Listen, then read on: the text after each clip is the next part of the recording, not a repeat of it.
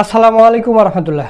সুপ্রিয় দর্শক, ছাত্র দলের সাধারণ সম্পাদক নাসির উদ্দিন নাসির তিনি মানব জমিনকে একটা সাক্ষাৎকার দিয়েছেন। সেখানে তিনি বলেছেন যে ছাত্র শিবিরের সাথে আমাদের আদর্শগত পার্থক্য আছে এবং ছাত্র শিবির গত 15 বছর ধরে আওয়ামী লীগের ছাত্রলীগের সাথে তারা মিশেছিল, এই কারণে তাদের সাথে আমাদের সম্পর্ক ভালো নেই। এবং গত ভিডিওতে আপনাদের দেখাইছি যে ছাত্রদলের সভাপতি রাকিব তিনি বলেছেন যে ছাত্র শিবিরের ৭১-এর ভূমিকা এটা স্পষ্ট করতে হবে, তাছাড়া ছাত্র শিবিরের সাথে আমাদের ভালো সম্পর্ক হবে না বা আমাদের কোনো অনুষ্ঠানে তাদেরকে দাওয়াত দেওয়া হবে না, ওরা দাওয়াত করলে আমরা যাব না। তো আমরা জানি যে 1977 সালে ছাত্র শিবির 6 ফেব্রুয়ারি প্রতিষ্ঠিত হয়েছে। তো তাহলে 1971 সালের এগুলো ধোঁয়া তুলতেছে কেন এরা? তো দর্শক, বেশি দেরি না করে চলুন ছাত্রদলের সাধারণ সম্পাদক নাসির উদ্দিন নাসির মানব জমিনকে কি সাক্ষাৎকার দিয়েছে সেই ভিডিওটা একটু দেখে আসি। শিবিরের সাথে বাংলাদেশ জাতীয়তাবাদী ছাত্র দলের আদর্শগত অবশ্যই শতভাগ অমিল রয়েছে। যারা গোপন তৎপরতার মাধ্যমে গত 15.5 বছর ধরে খুনি সংগঠন আওয়ামী লীগের সাথে কাঁধে কাঁধ মিলিয়ে তারা চলেছে, ছাত্র শিবিরের একটি পক্ষ সবসময় বাংলাদেশ জাতীয়তাবাদী ছাত্র দলের নামে মিথ্যা প্রপাগান্ডা ছড়াচ্ছে। বিএনপির একটি সহযোগী সংগঠন, আমরা স্বতন্ত্রভাবে কাজ করি। আমাদের দলের ভারপ্রাপ্ত চেয়ারম্যান জনাব তারেক রহমান আমাদের সাংগঠনিক অভিভাবক। আমরা যেটি মনে করছি, শিবিরের সাথে বাংলাদেশ জাতীয়তাবাদী ছাত্র দলের আদর্শগত অবশ্যই শতভাগ অমিল রয়েছে, কিন্তু পারস্পরিক যে যোগাযোগ সেটি আন্দোলনের সময় এটি হয়েছিল, এটি বিভিন্ন প্রেক্ষাপটে হয়েছিল, কিন্তু আমাদের সাথে আদর্শগত দিক থেকে শিবিরের শতভাগ বিভাজন রয়েছে। জুলাই এবং আগস্টের গণ অভ্যুত্থান পরবর্তী সময়ে বাংলাদেশে এক ধরনের হাইপ তৈরি করা হয়েছে ছাত্র রাজনীতি বন্ধ করার বিষয়, এবং বাংলাদেশের বেশিরভাগ ক্যাম্পাসে এই ধরনের এক ধরনের মানববন্ধন করা হয়েছিল যে ছাত্র রাজনীতিতে বন্ধ করতে হবে। আমরা যদি আপনাকে উদাহরণ দিয়ে বলতে পারি, এখনকার যিনি ঢাকা বিশ্ববিদ্যালয়ের ছাত্র শিবিরের ছাত্র আন্দোলন বিষয়ক সম্পাদক মাজারুল ইসলামের নেতৃত্বে ঢাকা বিশ্ববিদ্যালয়ের রাজু ভাস্কর্যের সম্মুখে একটি মানববন্ধন হয়েছিল। সেই মানববন্ধন ছিল ছাত্র রাজনীতি, দলীয় ছাত্র রাজনীতি বন্ধ করতে হবে।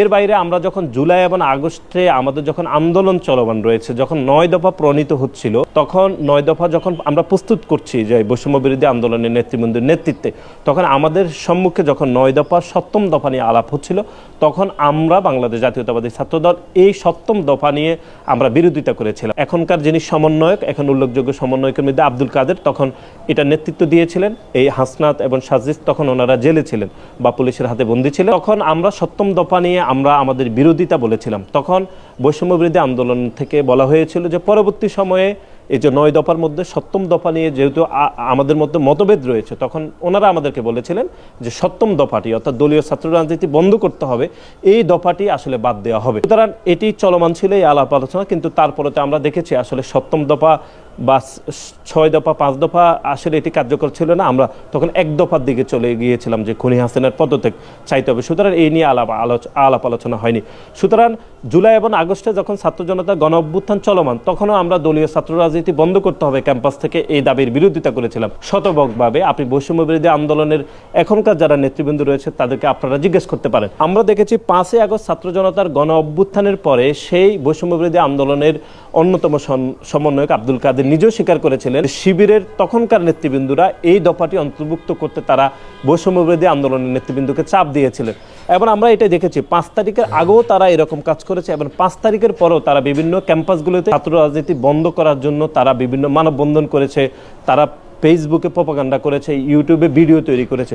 সুতরাং আমরা মনে করছি এই যে যারা গোপন তৎপরতার মাধ্যমে গত 15.5 বছর ধরে খুনি সংগঠন আওয়ামী লীগের সাথে কাঁধে কাঁধ মিলিয়ে তারা চলেছে, এখন 5 আগস্ট ছাত্র জনতার গণ অভ্যুত্থানের পরে একটি স্বাভাবিক সময় উপনীত হওয়ার পরে তারা গোপন তৎপরতার রাজনীতি বাদ দিয়ে তারা এখন প্রকাশ্যে রাজনীতি করেছে। আমরা তো প্রকাশ্যে রাজনীতিকেও স্বাগত জানিয়েছি, কিন্তু তারপরেও আমরা দেখেছি যে প্রকাশ্যে রাজনীতি করলেও ছাত্র শিবিরের একটি উইং, যারা সিক্রেট উইং, সবসময় চায় যে তারা গোপনে রাজনীতিটা করবে।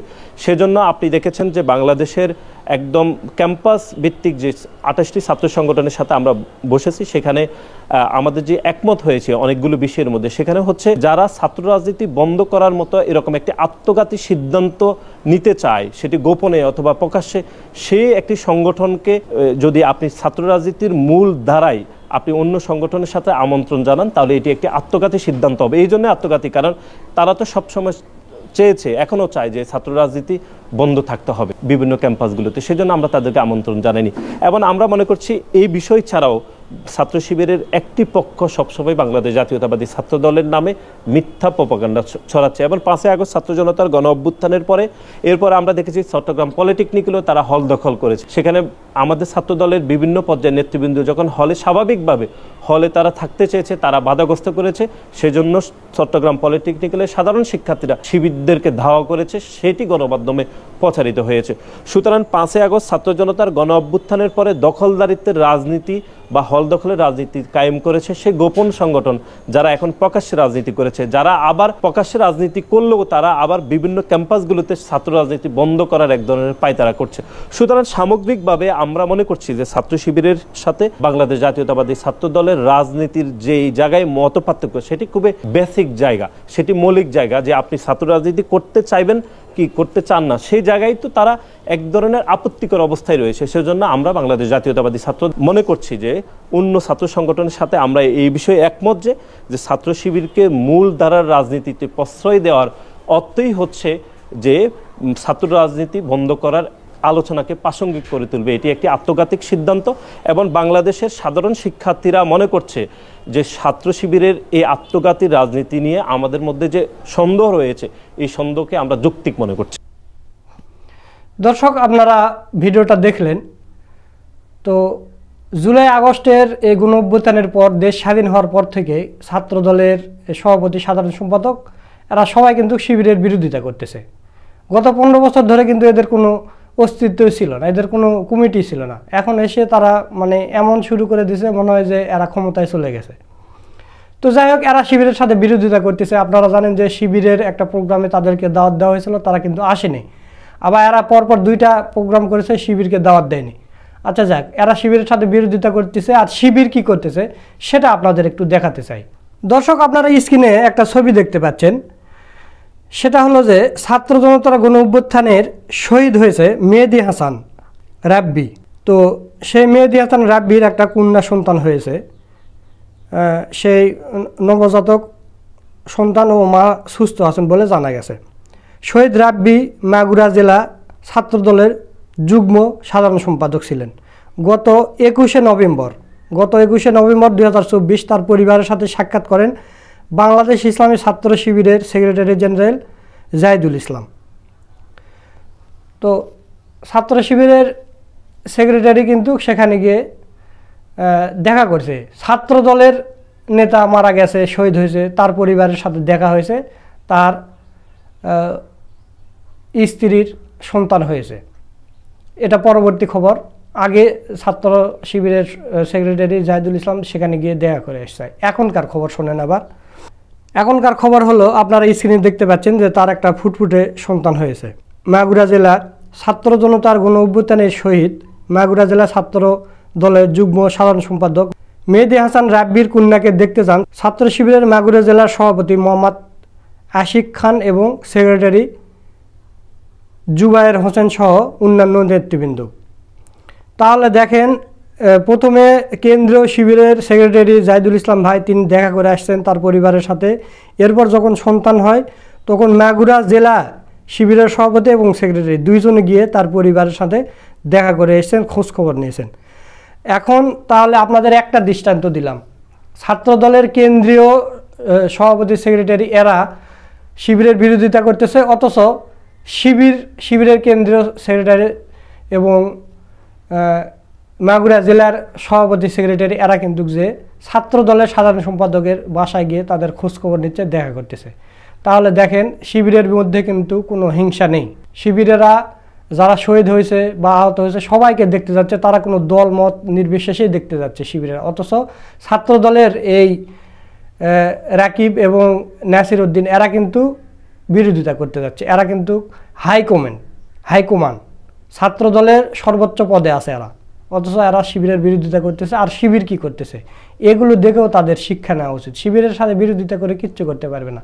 শিবির যেগুলো করে দেখাইছে সেটা এরা আরও 50 বছরেও করতে পারবে কিনা আমাদের ধারণা নেই।